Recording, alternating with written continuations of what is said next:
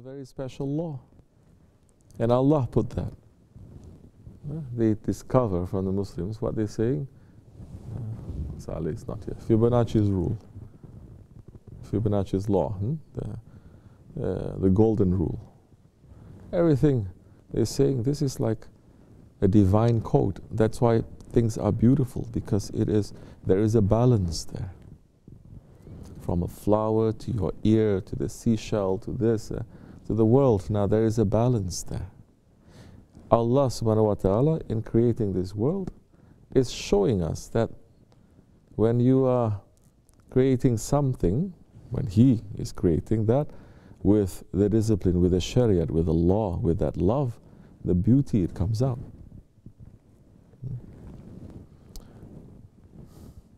So it's important for us to understand that.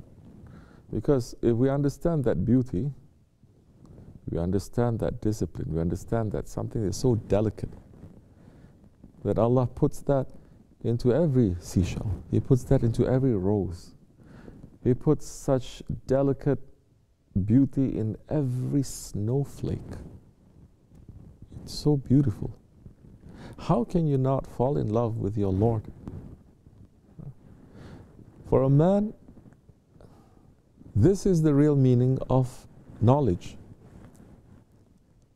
The knowledge, even the knowledge of this world, because snow is a worldly knowledge. Trees is a worldly knowledge. Everything is a worldly knowledge, but every worldly knowledge must lead you to the Creator. If it doesn't lead you to the Creator, you start thinking you are the Creator. First you say there's no Creator, and so everything is as is. Then I can do whatever I want to this, because there is no owner. There is an owner of the rain. There is an owner of the snowflake. There's an owner of the grass. It's not us. We didn't create it. Then what am I doing here? Allah has sent us here so that we take care of these things. You stop feeling that you own this world. How can we own this world? Yesterday we were not here. Today we're here. Tomorrow we don't know whether we're going to be here or not. Definitely we're going to die. The one who conquered this whole world, Iskandar, he said, when I die, I want to make a big lesson to people. He's saying, carry me, don't cover me, and let my arms to come out like this, to show everyone that I am the conqueror of the world, but when I die, I have nothing in my hands. This is very important. How we treat the death, it is very important. Everyone is a Firaun now. As the pharaohs, they built elaborate funeral homes, let's say, elaborate graves. Their graves is not preparing them for the afterlife in reality. Their graves is wishing and hoping to make them, to preserve their life, that one day they're going to come back, to continue that. Those are the Firauns. Everything is to preserve, is not to turn to dust. You understand? Did we come like this? No. Like Allah is saying, we came from a drop of dirty water. From a drop of dirty water. How then should a man be proud? He came from a drop of dirty water and he's going to be turned to dust. Should he be proud? Should he say then that I'm the owner of this whole world? It passes. It doesn't belong to us. It comes into our hand. This is what they call in Islam emanat, trust. It is a trust. That everything that you have, now if a man starts thinking, it is a trust. My wealth is a trust. My faith, it is a trust. My health, it is a trust. My children is a trust. Everything that I think I have is a trust. My body is a trust. I cannot do with my body anything that I want to do with it. It doesn't belong to me. These breaths, 24,000 breaths Allah subhanahu wa ta'ala has given to us every single day, it doesn't belong to us. there is an owner. And that owner is saying, make sure that these things that I've given you, you use them properly, you take care of them. Then you're going to pass from this world. When you take care of them, you're going to understand also that this is small reflection of the paradises that I've prepared for you. If you think that one snowflake is so beautiful, and there's untold numbers of snowflakes that's fallen into this world for thousands of years, it says, what you think I have prepared for you on the other side. This is the lowest of the low. So all knowledge in the beginning, it is to make us to understand and to love and to submit and to worship and to discover our Lord more. When that knowledge becomes so-called secular knowledge, it is not like in Christianity where they stop you from studying the world because they say it goes against the Bible. You understand? Islam is completely different. From the beginning to the end is seek knowledge. Go look for everything is a reflection of haqq, of the divine truth. That's why Muslims were not afraid of science. Everything is pointing out. And the Quran, if anything, it is supporting the scientific theories, so many of them that we now know to be true. But the Quran has been saying that for 1400 years. For over 1,000 years, Western world still don't know what happens with, for example, how a baby comes.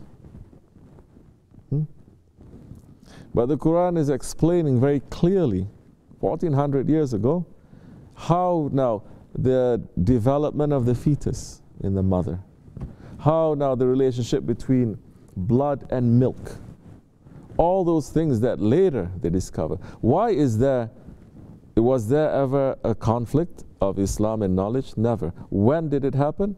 It happened when the Khilafat fell. Khalifa fell, and now there are evil forces that they make it to make people to think that Islam is backward.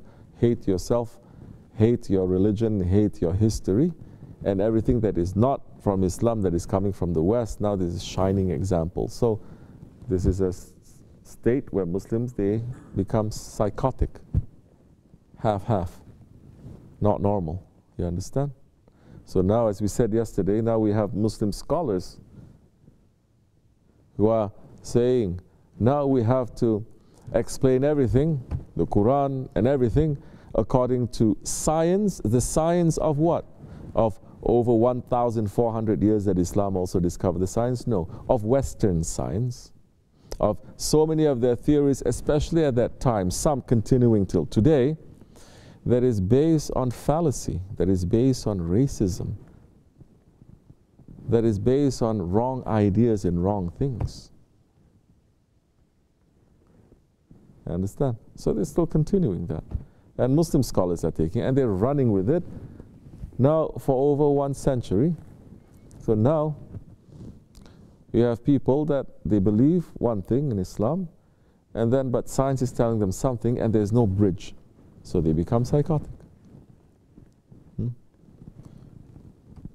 Oh, but look at the Muslim scholars and scientists in the past. There is always a link. If there is no link, the smack of Allah comes. The world, this knowledge of this world too, no matter how high the knowledge of microbes, which by the way, a saint has already discovered that before they actually talk about microbes that discovered recently.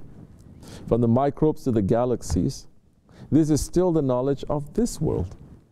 It is still the low knowledge. And if you discover that and you are not obeying the laws of Allah, you're not becoming an obedient servant to Allah, you discover everything, and you are not being obedient to your Prophet and living Islam properly, the smack comes to you and everything can be destroyed. That's what they did. That's what they did to Andalusia. 800 years of knowledge. There's high knowledge too of this world and other worlds that they collect. but it's not making you to become good ones. You become drunk. They burnt down all that knowledge. It happened to Andalusia, it happened to Baghdad, it happened to so many Muslim countries, that once you start becoming so proud of yourself and you forget again that there is an owner. Even if you're Muslim, the smack comes to you. You understand? So we have to be very careful now. The Ottomans, they were very careful with these kinds of things. This is the thing. Not only knowledge, but also the skills that you have. They always make a direct link to either a prophet or a friend of Allah or a salihin or an incident. So, if you are a person, for example, you are, let's say, a doctor. You don't just study how to become a doctor. You must also, they will also teach you the spiritual dimension of that, at least that to know.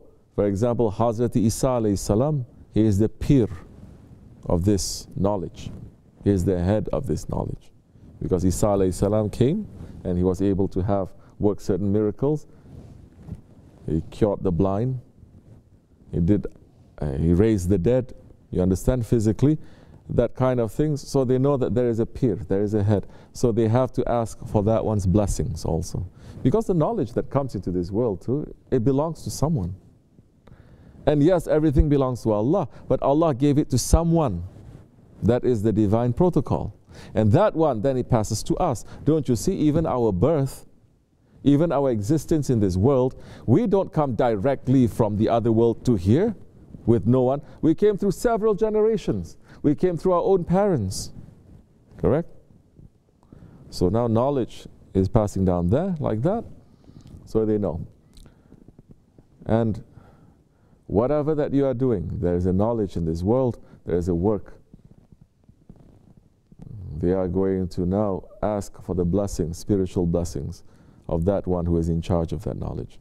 Now, so much knowledge in this world, there is a disconnect. There is breaking now from that other worlds, from the world of the angels and from the divine world now.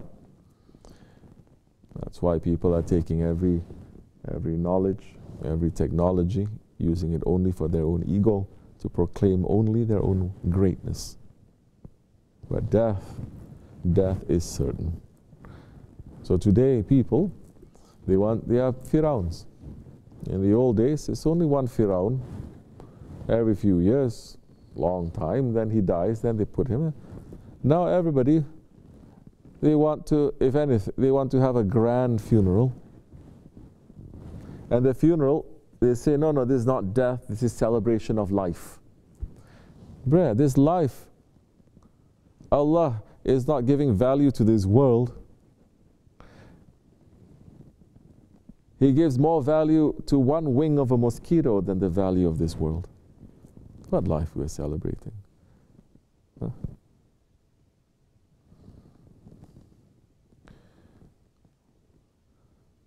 And so, when mankind gets drunk like that, they don't understand that reality.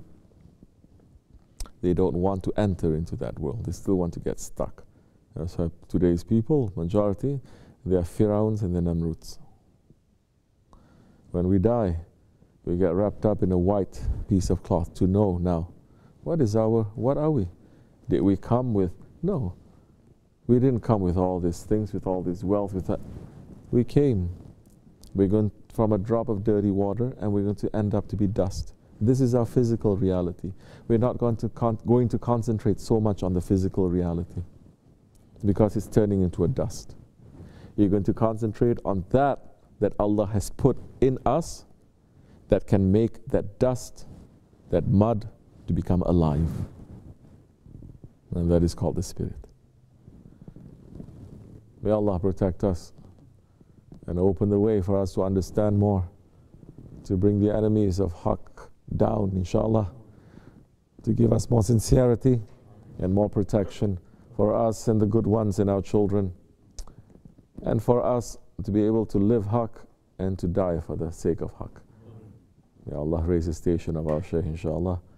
May his feet always be on us. May Allah forgive me and bless you. Al-Fatiha.